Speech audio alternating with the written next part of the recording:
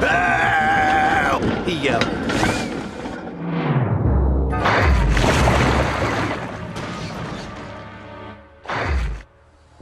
Glug, glug, glug, he said. Bluggle my bloiler. Duncan felt foolish and very wet.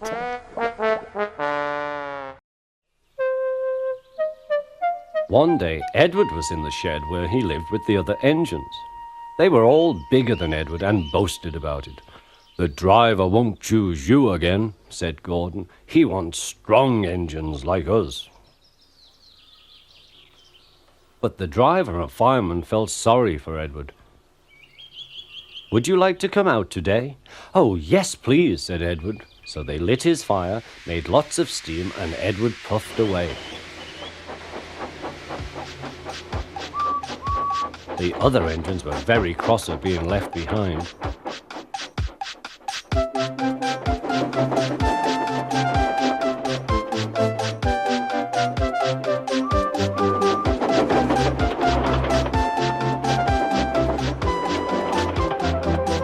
Edward worked hard all day.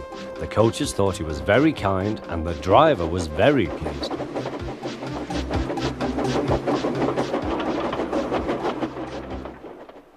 "I'm going out again tomorrow," Edward told the other engines that night.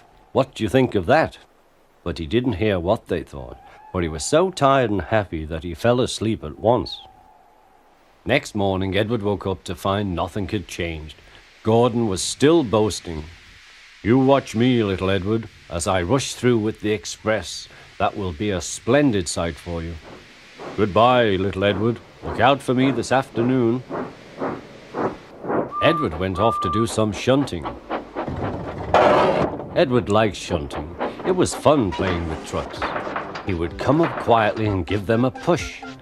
Then he would stop and the silly trucks would go bump into each other. "Oh!" they cried. "Whatever is happening?"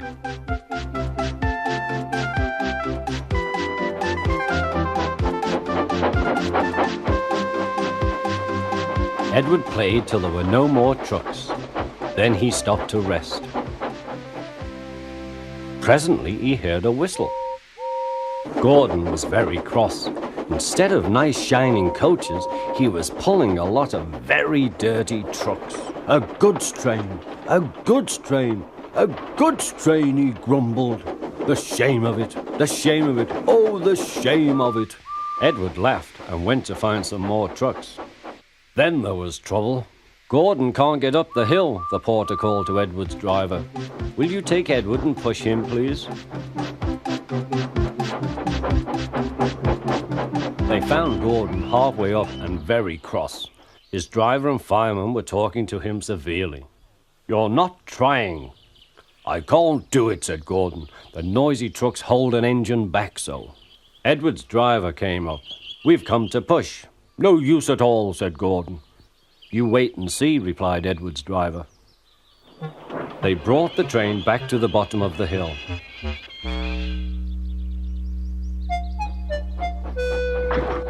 "I'm ready," said Edward. "No good," grumbled Gordon.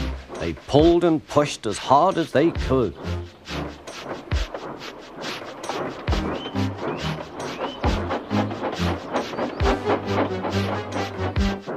"I can't do it, I can't do it, I can't do it," puffed Gordon.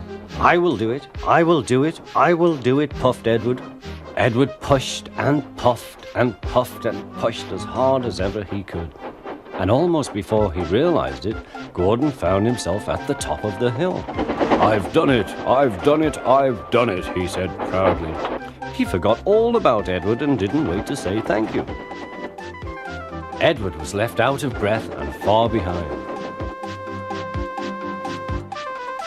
He ran on to the next station, and there he found that the driver and fireman were very pleased with him.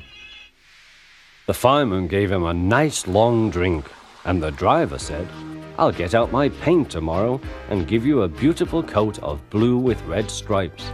Then you will be the smartest engine in the shed."